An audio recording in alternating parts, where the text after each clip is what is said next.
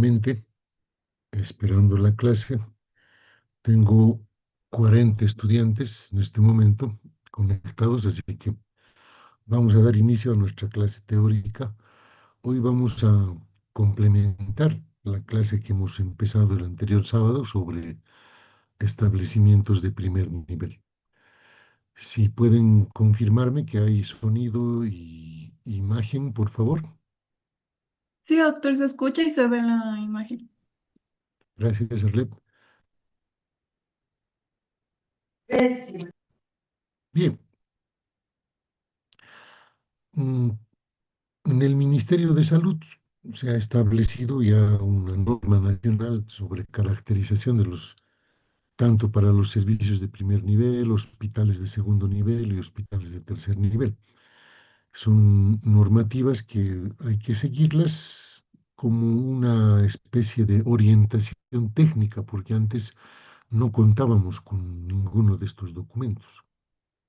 Es así que los municipios antiguamente podían adaptar un centro de salud en cualquier infraestructura. Una vivienda normal podía ser transformada en un centro de salud. A veces encontraban ustedes en áreas rurales centros de salud que tenían dos ambientes nada más. Punto. O sea, esta norma nacional ha servido, esta es la primera versión del 2007, hay otra versión del 2014, eh, ha servido para poder dar a los municipios un criterio acerca de los establecimientos de primer nivel, ¿no? Ahí tienen, por ejemplo, una especie de clasificación de los establecimientos de primer nivel. En esta se especificaban los centros de salud de 6 horas de atención, quiere decir un solo turno, 12 horas de atención de dos turnos, doble turno, el centro de salud materno-infantil de 24 horas de atención y los 7 días de la semana, ¿no? Entonces, esto ha cambiado. La anterior semana les había explicado de que hay otra categorización actual en la que se habla del centro, el puesto de salud primero, el centro de salud ambulatorio, el centro de salud con internación, el centro de salud integral de 24 horas y con personal inclusive de especialistas en el cual podemos contar con pediatras o ginecólogos, y el consultorio vecinal, ¿verdad? Les hablé que es una nueva modalidad de trabajo que se reconoce actualmente en la norma nacional. Aquí ustedes pueden ver en área rural el puesto de salud y el centro de salud como los principales representantes del primer nivel. Y aquí ya se hablaba, fíjense, del centro de salud de contención con camas, ahora llamamos centro de salud con internación transitoria, ¿no? El barco hospital y los consultorios de sanidad militar también eran considerados parte del primer nivel. El modelo de atención que desde el año 2006 estamos implementando con el Ministerio de Salud se denomina el modelo SAPSI. Y lamentablemente, fíjense que lo único que se pensó en su momento era ponerle el apellido nada más a los nombres, ¿no? Centro o puesto de salud SAPSI, centro SAPSI con camas, policlínicos SAPSI, policonsultorios SAPSI, etcétera. Eso era una intención de poder implementar el modelo SAPSI, pero hasta la fecha, en mi criterio, no se ha podido consolidar esto, ¿no? Entonces, sí, con la cercanía de la elección del presidente o del nuevo presidente en Bolivia, no sabemos si esta política va a continuar o no, porque generalmente son políticas de gobierno, no son políticas de Estado. La diferencia entre política de gobierno y política de Estado está en que la política de gobierno es lo que el gobierno de turno propone. ¿Ya? Por ejemplo, si sube Tuto Quiroga o si sube el otro candidato Paz Pereira, va a depender de lo que ellos definan o decidan para poder implementar en salud. ¿Ya? Y eso puede implicar, por ejemplo, que el modelo SAPSI, que ha estado vigente los años que ha estado el MAS en el gobierno, cambie, ¿no? En cambio, cuando hablamos de políticas de Estado, son políticas que no importa quién gobierne, la política permanece, la política se respeta, la política asumida no se modifica porque es una política de Estado, que el país está asumiendo cierta posición. Entonces, esa es la diferencia entre política de gobierno y política de Estado, por si acaso para ustedes que lo diferencien. Bien, estamos en centros de salud como esta foto que ven acá, esta foto del personal básico de un centro de salud. Fíjense, el médico general, una licenciada enfermera, el personal administrativo. Aquí se puede sumar un odontólogo, aquí están viendo inclusive un promotor de salud. Sí, es un equipo multidisciplinario, pero polivalente, como habíamos mencionado. El médico general es polivalente, ¿por qué? Porque puede atender cualquier tipo de patología, ya sea de la atención de partos recién nacido, del niño, del adolescente, del joven, del adulto mayor, etcétera, ¿no? Entonces, a eso se denomina personal polivalente. Y como habíamos visto, se preocupa de la atención de las enfermedades prevalentes, ¿no? Esta norma nacional ahora nos propone ciertos requisitos de implementación, ¿no? O sea, se habla aquí del área de influencia territorial, la población a la que puede estar destinado un puesto de salud o un centro de salud SAPSI, por ejemplo, 1.000 a 5.000 habitantes, cuando ya es un centro con camas, con internación de 5.000 a 30.000 habitantes, y los policlínicos de la Seguridad Social de 2.500 a 5.000 habitantes, ¿no? Y se habla de accesibilidad geográfica, el tamaño de un terreno que debe contar este centro de salud, la infraestructura y equipamiento a cargo del gobierno municipal, servicios básicos de agua, alcantarillado, energía, todo también bajo responsabilidad municipal. Y se habla de ciertos requisitos de ubicación, bioseguridad y el equipo de salud, ¿no? O sea, qué personal debería trabajar en un establecimiento de salud. Si nosotros hacemos una pequeña rememoración del personal, y digo ya, hay un médico general, hay un odontólogo, hay una licencia de enfermera, hay auxiliares de enfermería, hay un portero, hay un administrador, hay un encargado de farmacia, hay un técnico de laboratorio, hay un técnico de rayos X. Ya estamos sobrepasando las 10 personas. Entonces, normalmente un centro de salud de atención de 6 horas, por lo menos tiene que tener entre 10 a 12 personas. Por lo tanto, no es como antes se solía trabajar.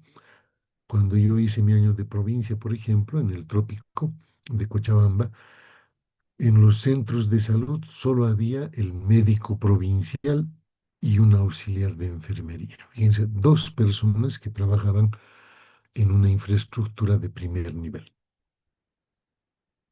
Después ya obviamente se ha ido eso ampliando, por eso es que actualmente decimos que un centro de salud puede tener entre 10, 12 o hasta 15 personas para un solo turno, ¿no? Si es turno doble, tenemos que duplicar ese personal, ¿no? Entonces, por lo tanto, vamos a llegar a las 20, 25 personas.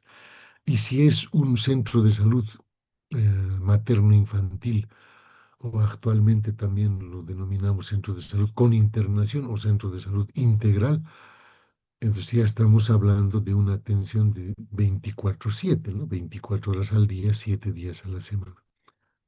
Y eso implica una mayor cantidad de personal, porque cuando hablamos de un centro de 24 horas, ya estamos hablando de médicos de turno, ya que desde las 8 de la noche hasta las 8 de la mañana deben estar en el establecimiento y el establecimiento debe permanecer abierto las 24 horas del día. Entonces, cada vez que empezamos a complejizar más la atención, se necesita duplicar, triplicar la cantidad de recursos humanos. ¿ya? Por lo menos cuando hablamos de centros de salud de 24 horas, y hay que tomar en cuenta los turnos. Y los turnos de la semana, de los 7 días, mínimamente se pueden cubrir con 4 médicos generales. Mínimamente. Lo ideal es tener entre 5 a 6 médicos. ¿Por qué? Porque siempre hay vacaciones de alguno de los médicos o bajas médicas. Alguno de los médicos se puede enfermar. Por lo tanto, si yo tengo 6 médicos para los turnos, puedo garantizar los 7 días de la semana la atención continua, ¿ya? La permanencia del establecimiento, si ustedes quieren. Entonces, eso es algo que hay que entenderlo así. Los municipios tienen que saber que mientras más establecimientos creen, mientras más establecimientos construyan, la cantidad de recurso humano también se amplía, ¿no? O sea, yo hoy en día no puedo pensar en un centro de salud con menos de 10 personas trabajando en ese centro de salud, en un solo turno. Si quiero que ese centro tenga doble turno, tengo que duplicar el personal. Si quiero que ese centro atienda 24 horas los 7 días de la semana, tengo que aumentar la cantidad de recurso humano para poder garantizar la permanencia y la continuidad de la atención. Hoy en día tenemos estos parámetros hasta para la construcción, ¿no? La superficie de terreno, cuánto debe estar cubierto, cuánto debe estar edificado en el terreno, los retiros mínimos, la superficie mínima de parqueo para los vehículos, etcétera.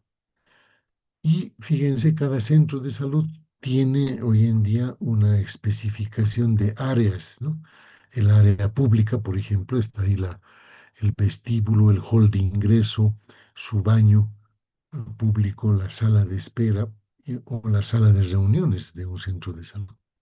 Luego está todo el área administrativa, fíjense, de recepción, información, comunicación, el archivo de carpetas familiares y historias clínicas, un ambiente para estadística y computación, administración, secretaría, dirección, un almacén para todos los insumos que llegan, un depósito de material de limpieza, una cocina, una lavandería y un garaje, ¿no?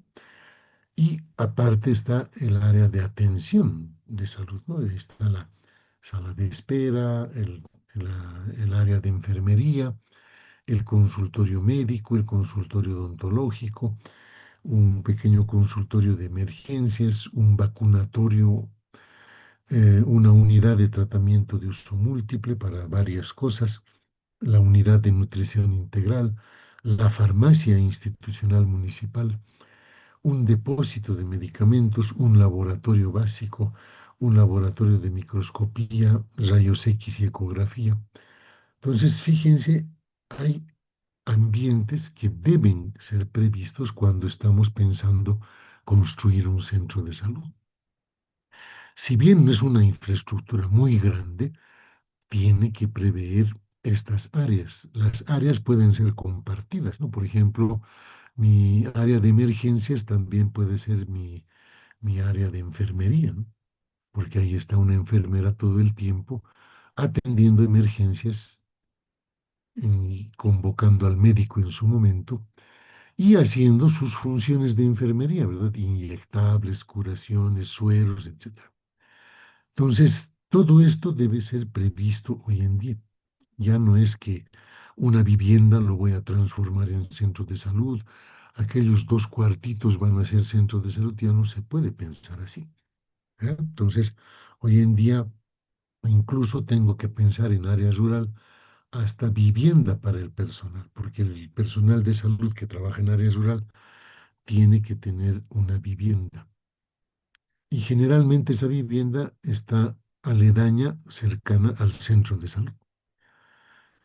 Y eso permite inclusive cumplir con la permanencia, ¿no? Los servicios son permanentes, se dice, porque el paciente que puede llegar a cualquier hora puede tener al médico a llamado, ¿no? ¿Por qué? Porque vive ahí al lado. y puede tranquilamente ser avisado por la enfermera y venir a atender al paciente.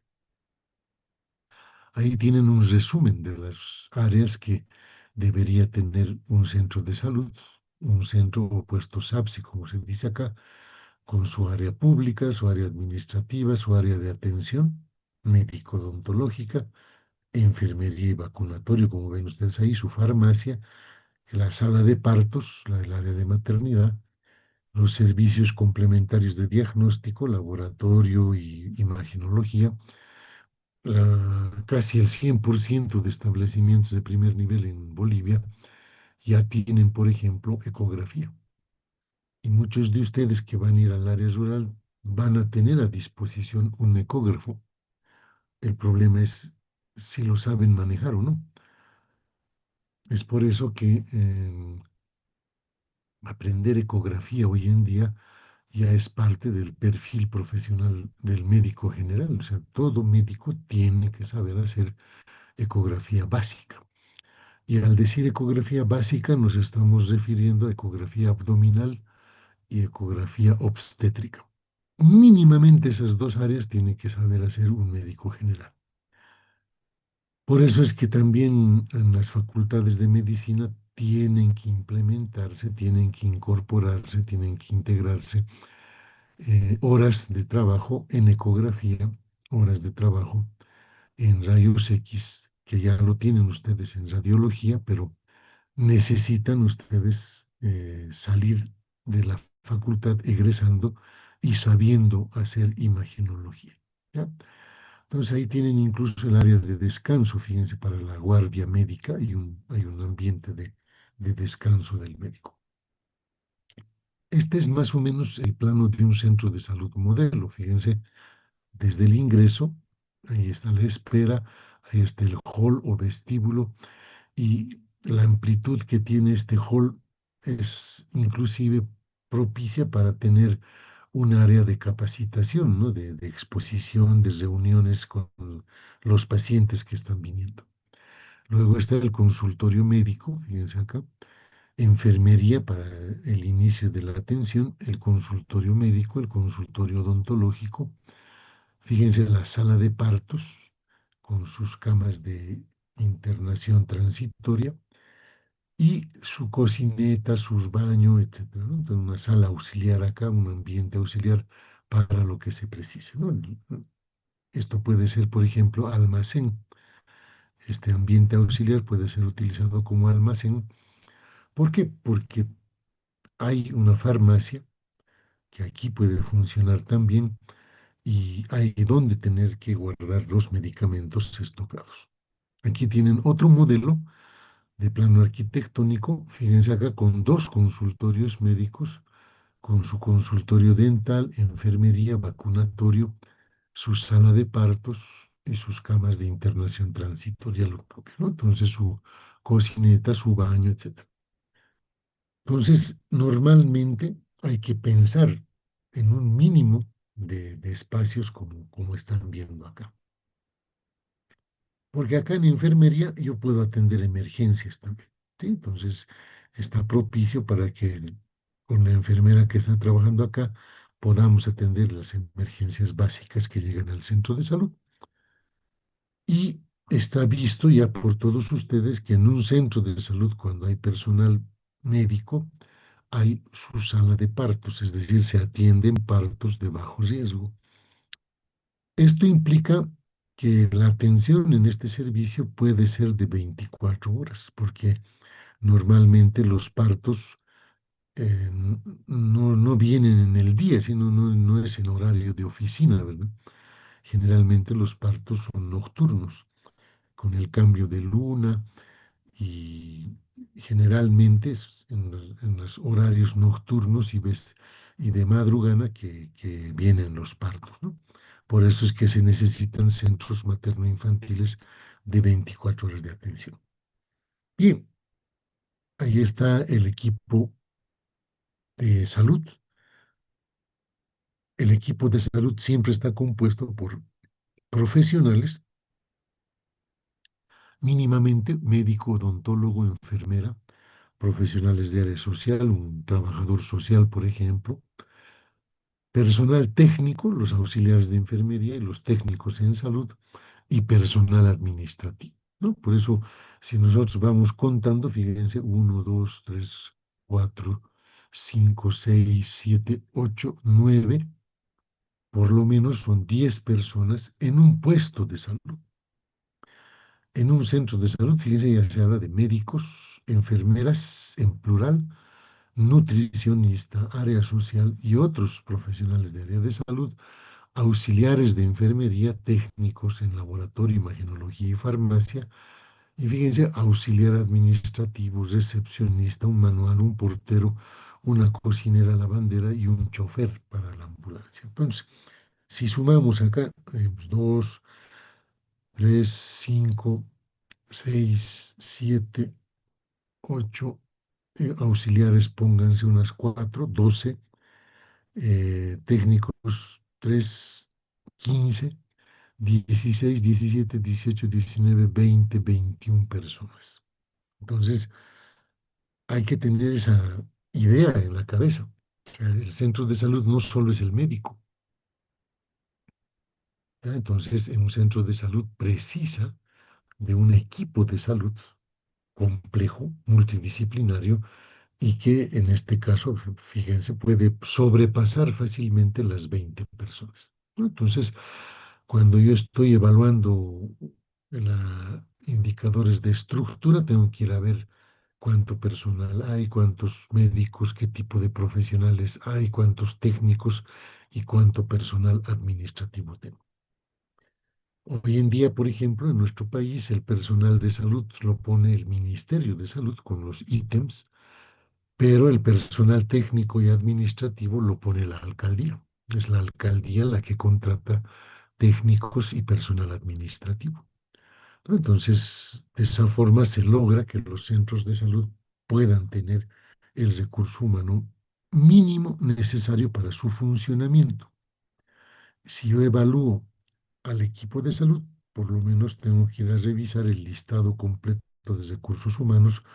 En el servicio tiene que estar el administrador, tiene que tener en los files, los folders del personal de trabajo, ¿no? O sea, folders por cada persona con sus documentos de formación profesional, de experiencia y de formación complementaria.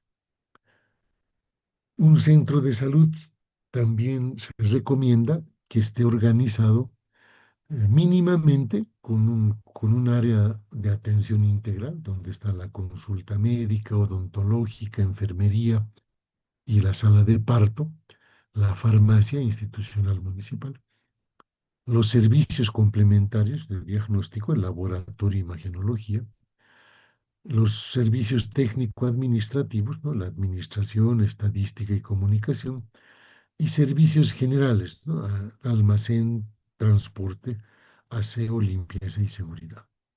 Entonces, mínimamente, esta es la forma de organizar un centro de salud de primer nivel, con su director, generalmente el médico, y su relación con el municipio y la coordinación de red, ¿no? Entonces, eso es lo que ocurre normalmente. Bien, estos establecimientos de primer nivel en algún momento deben ser evaluados.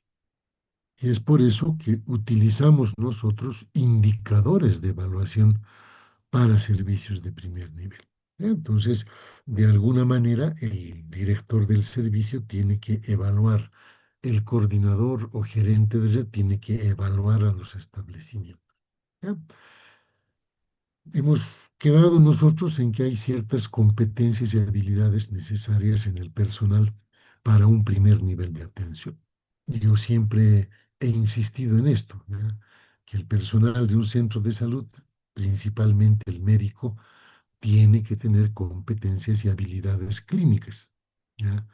Habilidades clínicas, experticia en procedimientos prácticos, en manejo de pacientes, habilidades de comunicación para que se pueda comunicar con el paciente, con la familia o hacer actividades de promoción, prevención y educación en salud. competencias en gestión de servicios. Por eso es que esta materia de administración sanitaria en nuestra facultad intenta cubrir ese espacio, ¿no? De que ustedes tengan nociones de gestión de servicios de salud, que se sepan ubicar dónde están, que sepan cómo funciona, a qué se refiere un primer nivel, a qué se refiere un hospital, etcétera. Luego está las competencias en tecnologías de información e investigación y obviamente el componente ético deontológico, ¿no? La visión integral, valores humanos, la responsabilidad legal y la actitud ética del médico que tiene que tener siempre. Entonces, cuando yo quiero evaluar este tipo de competencias del equipo de salud, si quiero evaluar las competencias y habilidades clínicas, puedo revisar las historias clínicas, hacer auditoría del expediente clínico y en esas historias clínicas verificar si los médicos cumplen los procedimientos y protocolos establecidos. Porque no es que cada médico maneje a su antojo, a su gusto un paciente.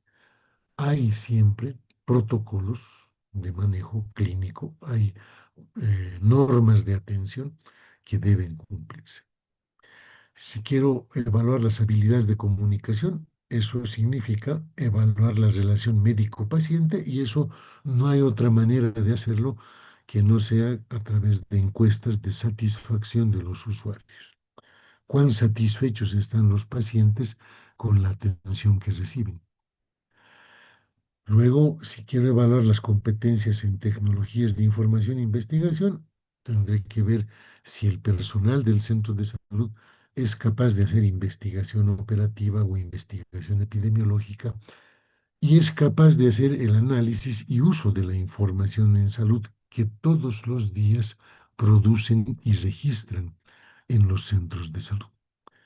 ¿Ya? Entonces, todo centro de salud, toda actividad que se hace en el centro de salud se registra.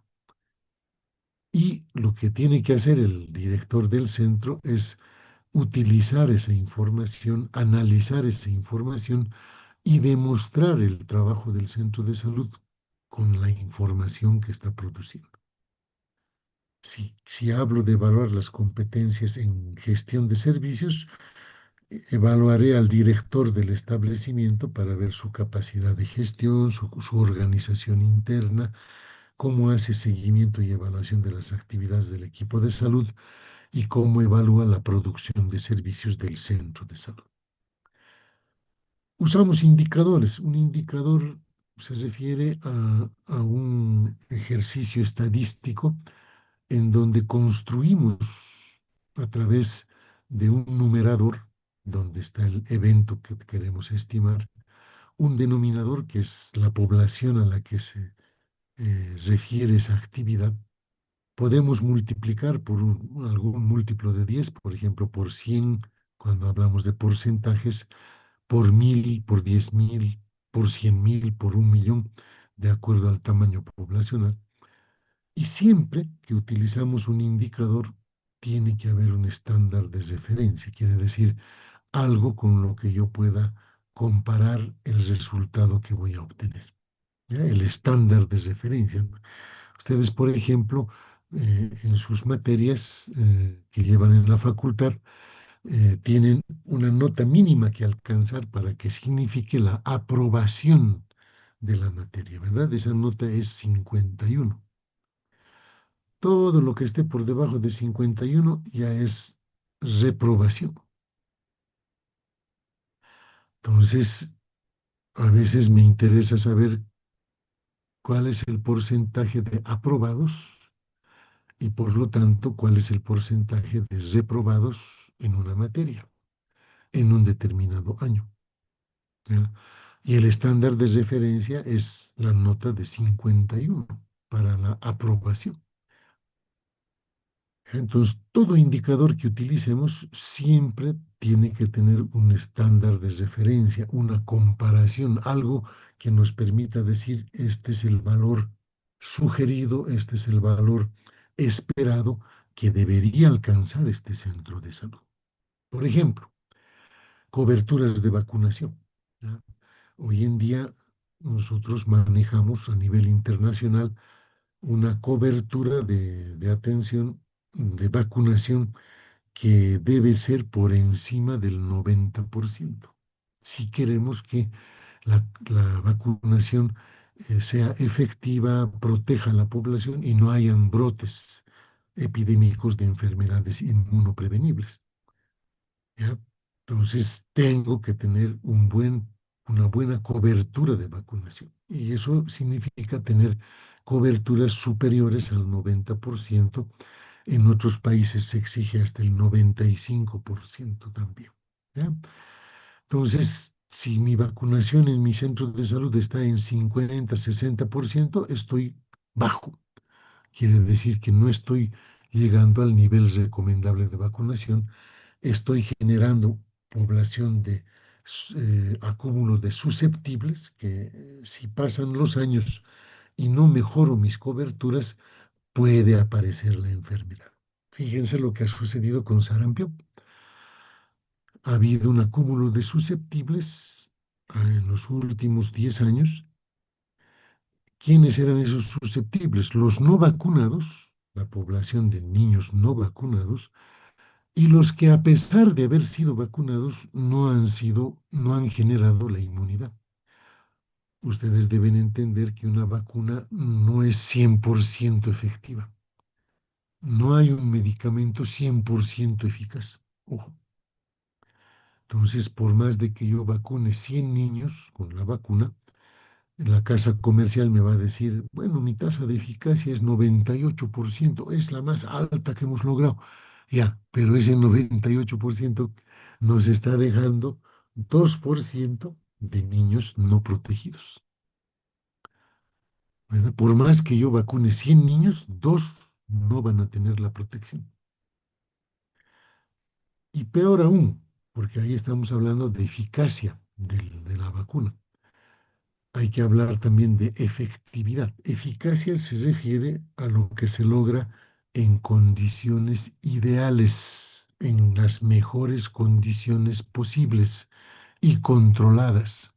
Por eso es que las empresas farmacéuticas, cuando sacan un medicamento o una vacuna, prueban ese medicamento, esa vacuna, en ensayos clínicos aleatorizados terapéuticos, en donde ellos dicen, con control del paciente, dando el medicamento en su hora, en la dosis correcta, por el tiempo previsto correcto, y dicen, en esas buenas condiciones hemos llegado a 98% de eficacia. Buen medicamento, ¿verdad? 98% hay que utilizarlo. Pero, ¿qué ocurre en la realidad? ¿Ya? Cuando yo voy a la realidad, a las condiciones reales, esa eficacia baja todavía más. ¿Verdad? Es como que yo les digo a ustedes, ya, la casa comercial me ha dado este medicamento y me ha dicho, en condiciones ideales, esto es 98% eficaz. Listo. Pero resulta que ese medicamento en la vida real, en condiciones reales, yo le voy a recetar a mi paciente. ¿Y qué va a pasar? Mi paciente puede ser que diga, no tengo plata, todavía no me voy a comprar, la siguiente semana me compro. Fíjense, no ha empezado el tratamiento. O el paciente dice, no tengo plata, me voy a comprar 3 pastillitas. Y 3 pastillitas toma y listo. Y ahí lo deja.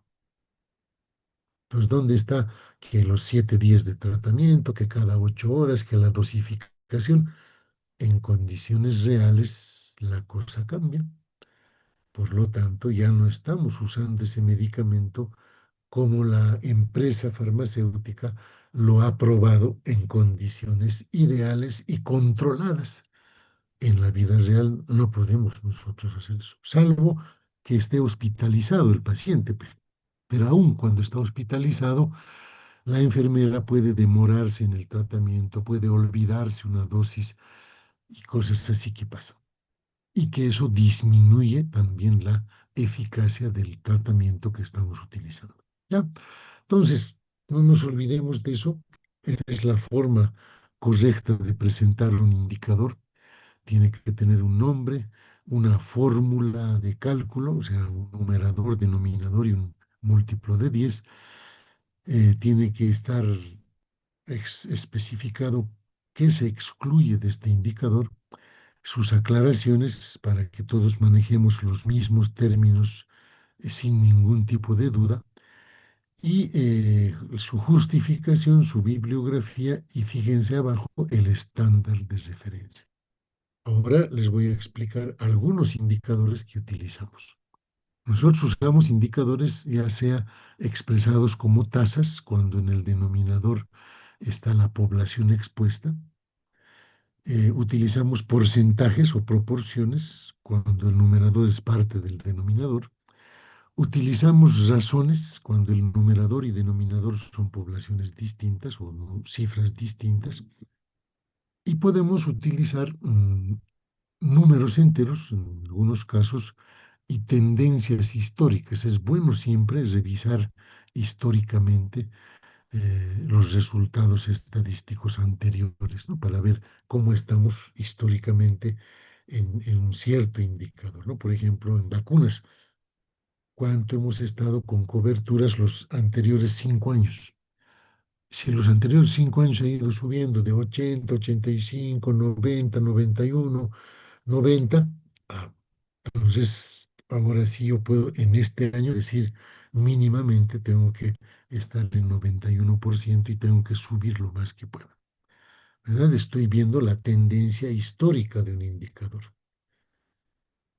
Y eso también me ayuda a hacer compromisos de gestión. Por ejemplo, yo tengo que decidir bien cuánto me voy a comprometer a hacer. Mi director me va a preguntar y me va a decir, a ver, ustedes del centro de salud de Apicílica, digamos, ¿no? ¿Cuánto van a atender de partos institucionales? Entonces, no es inventarse un número, ¿verdad? O sea, partos institucionales, ¿cuánto hemos tenido los 5 años anteriores? Hemos estado en 40, 45, 50, 52, 55 el último año, 55%. Hemos estado en una tendencia de aumento.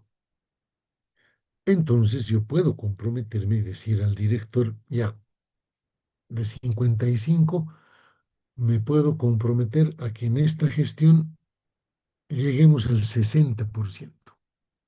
Fíjense, 5% más que el año pasado. Entonces, esa estimación la he tomado, ¿por qué? Porque he visto los datos de los últimos 5 años. He visto mi tendencia.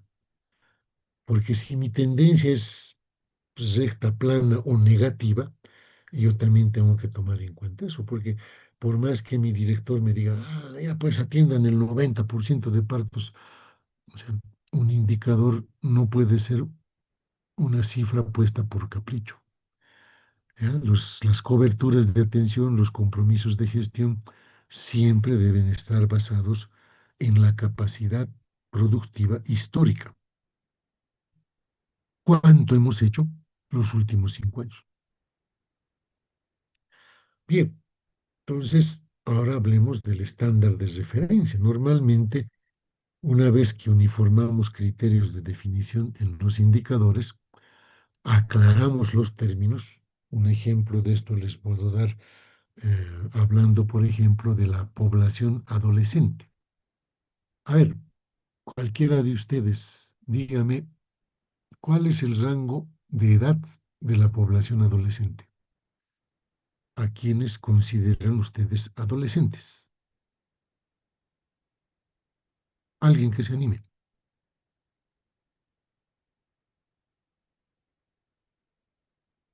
Ninguno.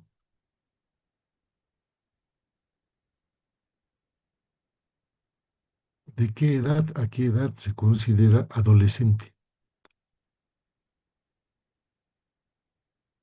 Alguien que me dé una definición, a ver.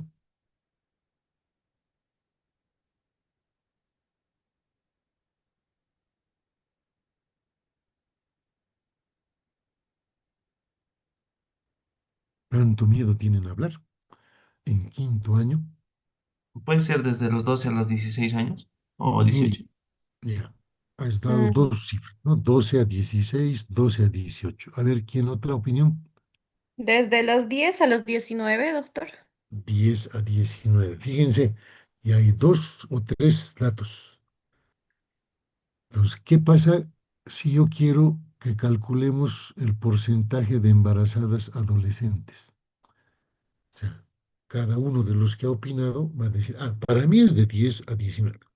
No, para mí es de 12 a 16. No, para mí es de 12 a 18. Entonces, van a ser tres cálculos distintos. Por lo tanto, no van a ser comparables esas cifras. Entonces, lo primero que yo tengo que hacer cuando estoy trabajando indicadores es que las definiciones tienen que estar uniformes, estandarizadas. ¿Ya? Para cosa que yo diga, "No, vamos a entender que población adolescente va de los 10 a los 18 años. Y listo, todos entendemos eso, ya. Cuando yo pido el indicador embarazadas adolescentes, porcentaje de embarazadas adolescentes, van a tomar en cuenta ese rango etario, ni menos ni más. Y si todos calculamos el indicador con la misma fórmula y con el mismo concepto, recién podemos compararnos, recién podemos encontrar una de las ventajas del uso de indicadores, que es la comparabilidad. Cuando el indicador se ha construido de la misma forma, yo puedo compararme con otro centro de salud, con otro municipio, con otro departamento, incluso con otro país, cuando el indicador es construido de la misma forma, con los mismos criterios. Y luego viene el estándar de referencia. El estándar de referencia que hemos dicho que debe tener todo indicador es la cifra recomendable que debe alcanzar ese indicador, ¿no? Por ejemplo, en vacunación hemos dicho coberturas mayores al 90%. Ese es el estándar de referencia. Si yo tengo 90% o más de cobertura, estoy bien, estoy aprobado, estoy haciendo bien mi trabajo. Pero si tengo 80, 70, 60% de cobertura, estoy mal. ¿Ya? Mi estándar era 90 y yo estoy en 60. Quiere decir que estoy lejos del estándar y no estoy haciendo bien mi trabajo de vacunación. Me falta vacunar a mi población. ¿Ya? Entonces, el estándar de referencia puede ser una recomendación internacional. Por ejemplo, en vacunación a nivel internacional se recomiendan coberturas superiores al 90%. Uno de ustedes me puede decir, pero también puede ser 100%, doctor. Deberíamos vacunar al 100% de los niños. De acuerdo, aunque el 100% es muy difícil de lograr, pero puede ser mi estándar de referencia. ¿Ya? Entonces, si no estoy en el 100%, estoy mal. ¿Ya? Si no he llegado al 100%, estoy mal. Pero las recomendaciones internacionales sirven porque los expertos internacionales, los profesionales que han trabajado mucho tiempo en programas de inmunización en el mundo, ellos son los que nos recomiendan estándares, ¿no? Ellos nos dicen, no, no sean tan exigentes del 100%, en ningún lado hay 100%, mídanse con el 95%. Ya, listo. La recomendación internacional me dice eso. Y en cada cosa que evaluamos puede haber un estándar internacionalmente recomendado, pero no siempre lo hay, no siempre existe ese estándar. Cuando yo trabajo indicadores, yo puedo definir mi estándar. Por eso hablo de meta predefinida, por ejemplo, cuánto nos proponemos atender de partos en nuestros centros de salud este año. El año pasado, ¿cuánto estábamos? 45%. Ya, nos propondremos llegar a 50%. Aumentaremos 5% en esta gestión. Listo. Yo me estoy proponiendo esa meta. Con mi personal, con mi equipo de trabajo, estoy diciendo ya, vamos a proponernos atender un 50% de los partos institucionales en esta gestión. Ese es mi estándar. Si no llego a 50, estoy mal. Si llego a 50, estoy bien. He cumplido mi meta, ¿verdad? También puedo utilizar como estándar de referencia un promedio nacional, ¿no? A nivel nacional, el porcentaje de atención de parto institucional según el último censo es de 55%. Entonces, ese vamos a asumir como nuestro estándar de referencia para compararnos. Si llegamos a 55, estamos muy bien. Estamos con el promedio nacional. Si hacemos más, mejor todavía, ¿verdad? Pero si hacemos menos, ahí estamos mal. Ahí estamos incumpliendo y no estamos llegando a hacer lo que el promedio nacional hace. Puedo también ponerme de comparación el mejor valor en el departamento o en el país, ¿ya?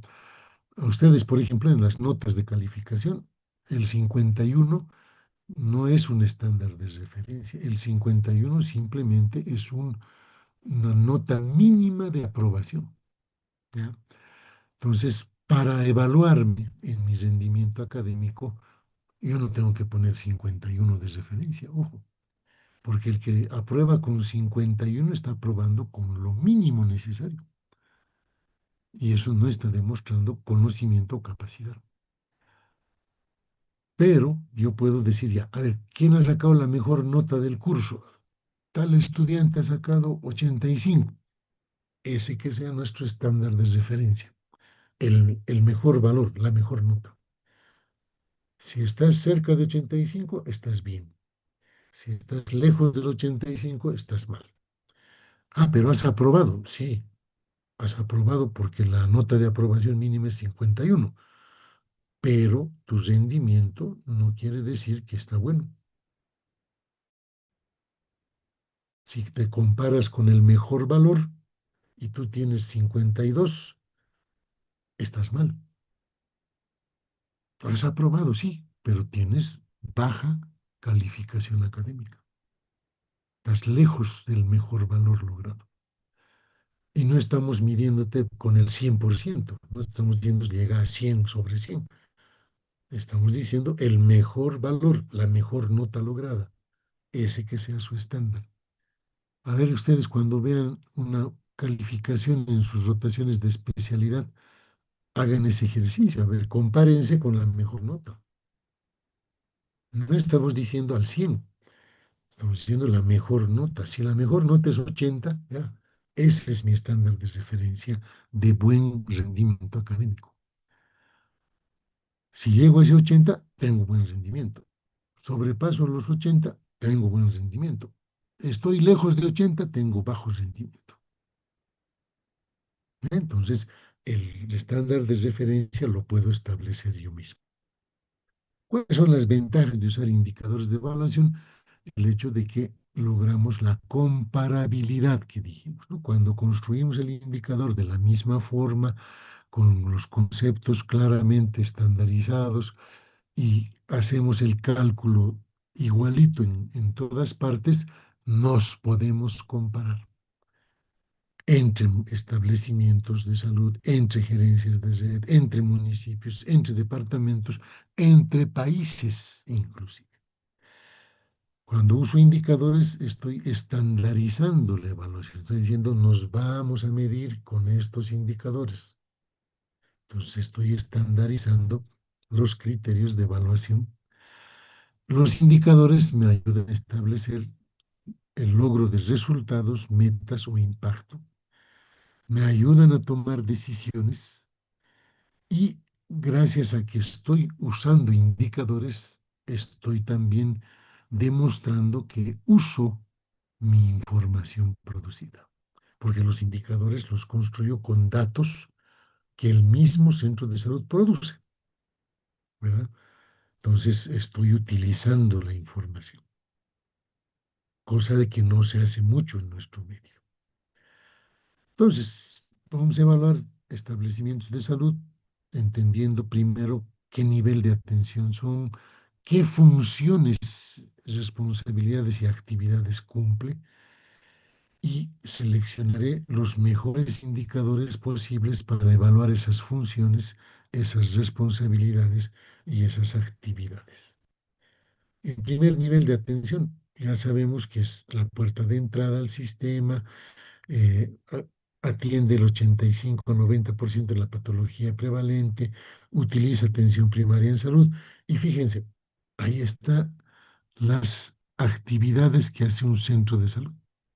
Consulta médica ambulatoria, consulta odontológica, atención de enfermería, inyectables, curaciones, sueros, farmacia con medicamentos esenciales, laboratorio básico de apoyo diagnóstico, atención de partos de bajo riesgo, vacunaciones, rehabilitación nutricional ambulatoria, programas nacionales de salud. ¿Ustedes cuáles conocen? Tuberculosis, Chagas, malaria, dengue, renal, no transmisible, o sea, todos los programas que el Ministerio de Salud recomienda implementar. Pero también voy a tener actividades de promoción y educación en salud en mi centro de salud. También voy a referir pacientes al hospital cuando sean casos difíciles y que necesiten atención por especialista. Y voy a producir información. Todo lo que haga en el centro de salud está registrado, está anotado. Entonces, si esas son las funciones del centro de salud, ¿cómo evalúo? Ahí vamos. Consulta externa ambulatoria. Fíjense, puedo hacer una evaluación cuantitativa y cualitativa. Cuantitativa, tasa de utilización del establecimiento, ahorita vamos a saber cómo se calcula. Número de consultas por mes. Rendimiento del recurso humano, cuántos pacientes atiende el médico por hora pagada. Reconsultas o número de referencias. En esos estamos utilizando números de todo. Por eso se habla de una evaluación cuantitativa. Quiero saber con qué calidad se hace la consulta. Entonces ahí tengo que cambiar de indicadores a indicadores para evaluación cualitativa. Por ejemplo, auditoría de expediente clínico. La mejor forma de saber cómo se está atendiendo un paciente es a través del expediente clínico, porque se supone que el médico anota todo en la historia clínica. Todo lo que ha hecho con el paciente debe estar anotado en la historia clínica. Y yo viendo la historia clínica puedo evaluar al médico, puedo decir, mira, su diagnóstico ha sido tal y su tratamiento que me ha puesto es esto. A ver, compararemos con el estándar. Sí, está bien, está utilizando el protocolo, muy bien, ha seguido el protocolo. Es cumplimiento de normas de atención. Se está enmarcando en las normas nacionales de atención. Y si quiero saber la opinión del paciente sobre la consulta externa, tendré que hacer una encuesta de satisfacción de pacientes, del usuario, para saber si el paciente está contento o no con la atención en consulta externa. ¿Bien? Entonces hay distintas formas de evaluar una sola actividad. Nos referíamos a la tasa de utilización. Es simple este indicador, no hay que complicarse la vida. Lo único que estoy poniendo en la fórmula de cálculo, en el numerador, son las consultas nuevas en el periodo que voy a evaluar, ¿no? Puede ser mensual, trimestral, semestral o anual. Número de consultas nuevas, pacientes nuevos atendidos. En el denominador, la población que tengo asignada a mi centro de salud. No multiplico por ningún múltiplo, porque esta es una razón. Consultas nuevas, población. El resultado posible es de 0 a 1. Un ejemplo. Tengo 5.000 habitantes asignados a mi centro. Y cuando reviso mis consultas nuevas, en mis cuadernos, en mis informes, digo, ¿cuánto se ha atendido en el año pasado? 5.000. Entonces, fíjense, 5.000 entre 5.000, resultado 1. 5.000 entre 5.000 a 1. ¿Qué quiere decir eso?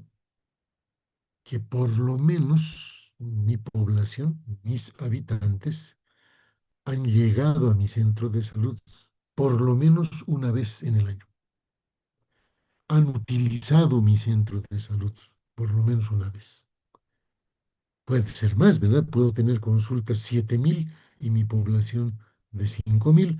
Hago la razón y me va a salir 1.5 más todavía, ¿verdad? Entonces, de 0 a 1, yo digo, si está el resultado entre 0 a 0,3, es baja utilización. Eso se llama subutilización, mala utilización, insuficiente utilización, lo que gusten ver. De 0,4 a 0,6, regular utilización. Más de 0,7 a 1, buena utilización. ¿Qué quiere decir? Que mi población usa su centro de salud. Por lo menos viene una vez al año a su centro de salud. Y para mí eso es buena utilización. Porque lo que espero de mi población es que venga a su centro de salud cuando se enferme, ¿verdad? Y eso va a ocurrir por lo menos una vez al año. Pero está viniendo. Cuando el resultado es muy bajo, quiere decir que esa población no utiliza su centro de salud. Entonces yo tendré que preguntarme, ¿por qué no usa su centro de salud? ¿Por qué no va a consultar a su centro de salud?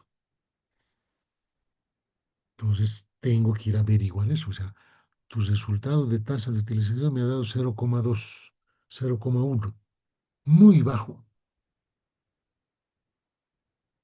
La gente no viene a tu centro. ¿Por qué? Estamos hablando de accesibilidad, ¿verdad? O sea, es muy lejos, es muy caro la consulta,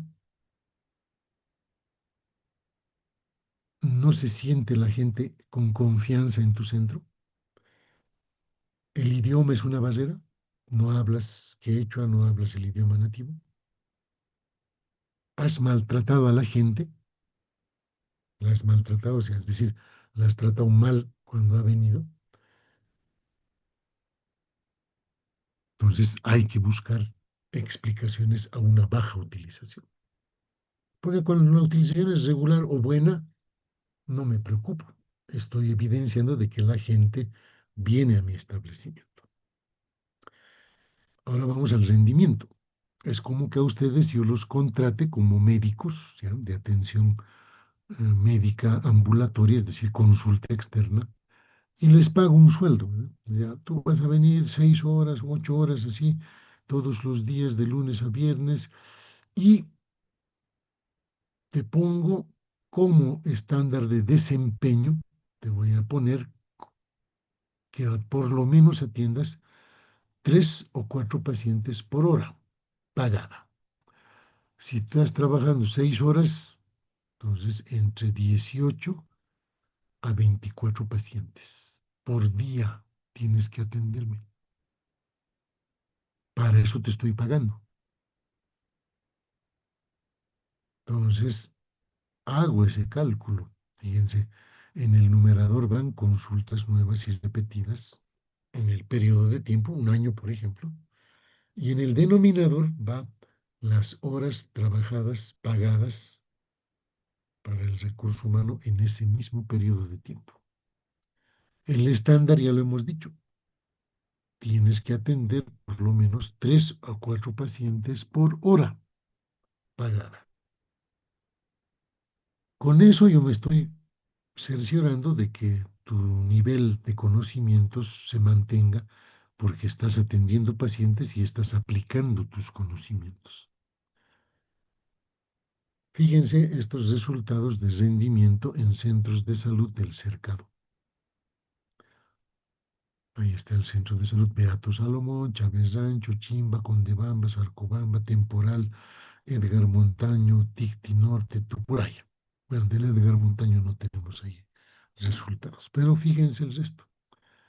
Ahí están las consultas en el año ¿Cuántos recursos humanos tienen? Cuando digo 2.5 estoy hablando de tiempos completos. Dos tiempos completos y un medio tiempo significa ese 2.5. Tres significa tres tiempos completos, tres médicos, ¿no? Y ahí están las horas médico en los 200 días del año que normalmente trabajamos. Y ahí está el rendimiento, fíjense. 1.6, 2.3, 1.7, 1, un paciente, 1.8 pacientes, 1.2 pacientes, un paciente, 2.5 por hora. ¿Cuál era nuestro estándar?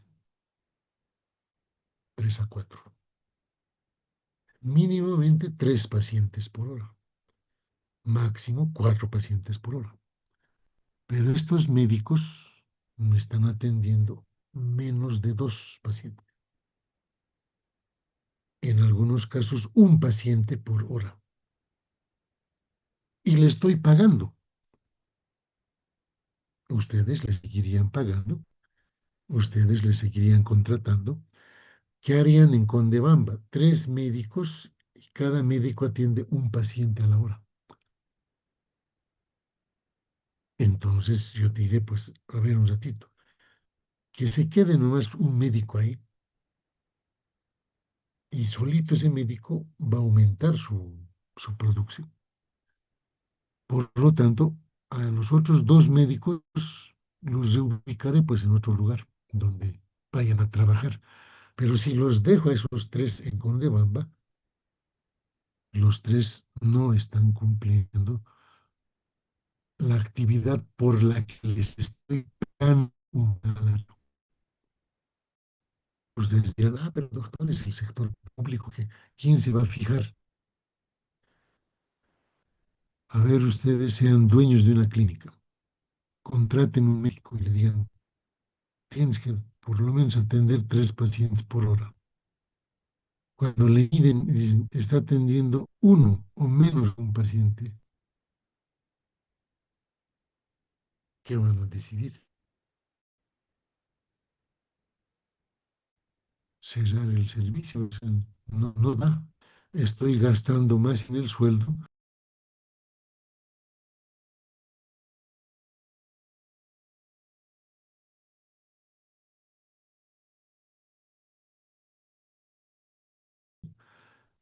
pero no puede ser pues que mis médicos estén con bajo rendimiento. Eso es algo que yo no puedo aceptar. En los centros de salud manejamos programas de salud, ¿sí? Programas que, como el de tuberculosis, por ejemplo, en donde yo tengo que evaluar indicadores de acceso al programa, proceso en el programa y resultados del programa. ¿Eso qué quiere decir? En tuberculosis, por ejemplo, el número de pacientes nuevos, tuberculosos nuevos detectados, es mi indicador de acceso.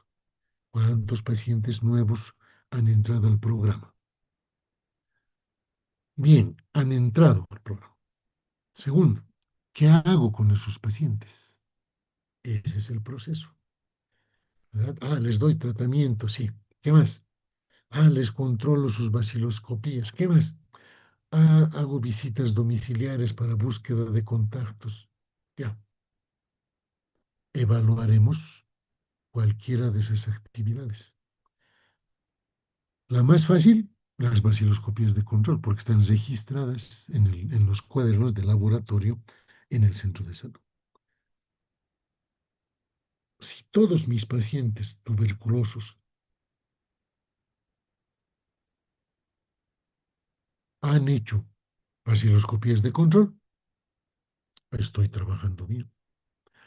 Si he hecho visitas domiciliares a todos mis pacientes tuberculosos, estoy trabajando bien. Mi programa está cumpliendo lo que ha prometido cumplir. Indicador de resultado. Este paciente que ha entrado al programa se ha curado. Lo he curado. Ese es mi resultado. En un grupo de pacientes, por lo tanto, el análisis de corte me va a decir eso.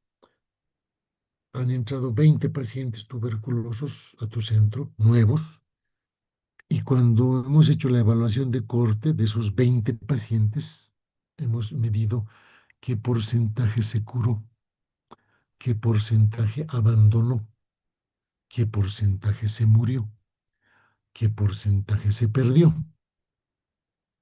Entonces, cuando yo voy evaluando esos porcentajes y el estándar de referencia del programa de tuberculosis me dice, tendrías que haber curado mínimamente al 85% de tus pacientes. Hago mi evaluación y digo, a ver, porcentaje de pacientes curados, de los 20 que he atendido, los 20 se han curado. 100% de resultado. Felicitaciones, certificado de reconocimiento. O sea, me gano esos puntos. Pero, ¿qué pasa si estoy evaluando y a ver, de los 20 pacientes, 10 nomás se han curado? Los otros 10 no. O sea, has llegado al 50% de pacientes curados. Muy mal resultado para el programa de tuberculosis en tu centro de salud. Mal. Solo la mitad has logrado curar. Han abandonado muchos, se han perdido otros, ha fallecido alguien, pero solo has llegado al 50%. El estándar de referencia, la recomendación del programa era 85 y tú estás en 50. Mal, mal trabajo. En atención a la mujer embarazada, por ejemplo, igual, acceso. ¿Cuántos controles prenatales nuevos estás captando? ¿Cuántas embarazadas nuevas están llegando a tu centro de salud? Proceso. ¿Cuántos controles han hecho tus embarazadas en promedio? ¿O cuántas embarazadas han llegado a los 4 controles prenatales, que es la recomendación internacional de un buen control prenatal, que mínimamente debería ser de 4 controles prenatales? Mínimamente. Si la embarazada ha llegado a sus 4 controles, quiere decir que está bien controlada, que hemos hecho todo lo que debíamos hacer en esa embarazada, en su embarazo, y hemos cumplido con eso. ¿Cuál va a ser el indicador de resultado? Fíjese, el parto institucional. Me he esforzado tanto en atender el control prenatal que ahora quiero ver si se ha atendido su parto o no en mi centro de salud. Si se ha atendido su parto, perfecto, fíjense, he cumplido. Es una paciente embarazada de mi barrio, de mi centro de salud, de mi población, que le ha atendido su embarazo, ha hecho sus controles prenatales y además le ha atendido el parto. He cumplido con esa paciente en mi centro de salud, ¿no? Entonces, ve, ahí viene la cobertura de parto institucional, ¿no? Es decir, cuántos partos has atendido de todas tus atenciones. Puedo hacer otros indicadores para ver población de riesgo. Hace rato les he hablado de las embarazadas adolescentes. También puedo ver porcentaje de embarazadas añosas, es decir, embarazadas de más de 40 años. Puedo ver los recién nacidos de bajo peso, ¿no? Por debajo de los 2.500 gramos de peso. ¿Cuántos niños han nacido chiquititos, pequeñitos, con bajo peso? Son poblaciones de riesgo, porque ustedes entenderán que una embarazada adolescente tiene más riesgo de eclampsia, tiene más riesgo de terminar en cesárea, ¿verdad? Por su edad. Una embarazada añosa, de 40 a 45 años o más, tiene más riesgo de atonía uterina, tiene más riesgo de hemorragia postparto primaria. Ve, entonces son poblaciones de riesgo. Un recién nacido chiquito de bajo peso es más propenso a infecciones, a enfermarse. Por eso son poblaciones de riesgo. Luego puedo ver en los hospitales, por ejemplo, la tasa de cesáreas, siempre es un indicador que se lo va midiendo. Si quiero medir un poquito la calidad de atención de parto, fíjense el indicador del porcentaje de recién nacidos con Apgar menor a 6 al minuto. Quiere decir, ha nacido con depresión moderada. Hemos atendido su parto, pero ha tenido alguna complicación su parto, si un parto prolongado, si un parto difícil, la paciente se ha cansado, hemos tenido que hacer Christeler, las maniobras para sacar al niño, una serie de cosas. Y el niño ha nacido deprimido. Entonces, cuando hay niños deprimidos, que nacen deprimidos, está mostrándonos la calidad de atención de parto. Porque cuando un parto se atiende sin ningún problema, el parto es eutóxico normal, no pasa nada. El recién nacido nace con Apgar 9-10. Pero cuando hay problemas, se deprimen pues los niños.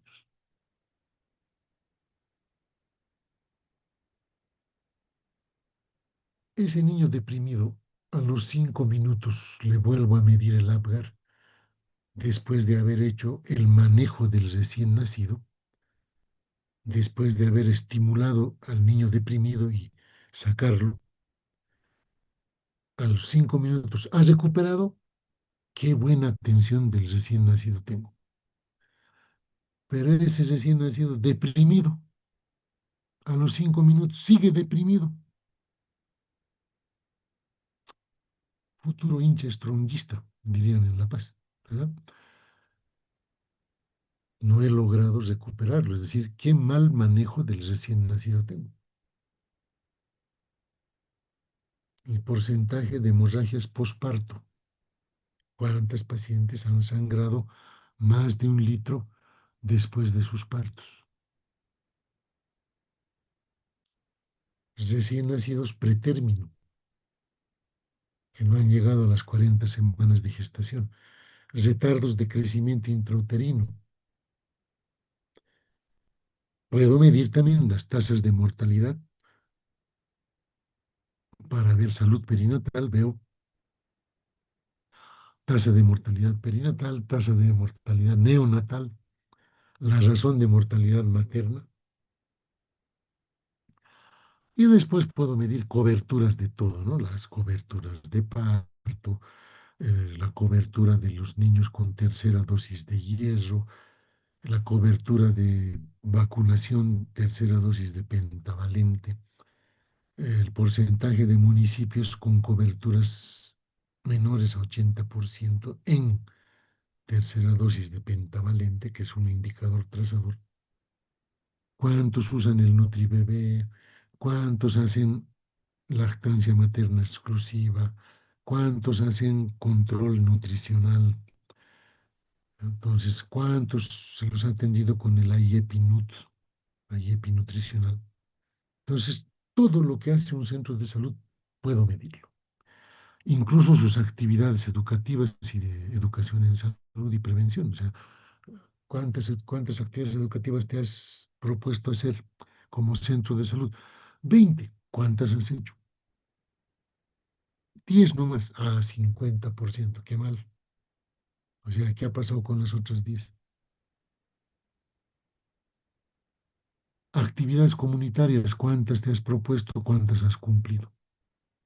Pues la evaluación del desempeño del personal. Todo ello puedo medirlo. ¿Ya? Evaluación de desempeño en base al manual de funciones, teniendo un instrumento adecuado de evaluación de desempeño y un sistema de motivación y castigo implementado. Una gerencia de red también la puedo medir, eso ya lo vamos a ver en la siguiente clase cuando veamos gerencias de red.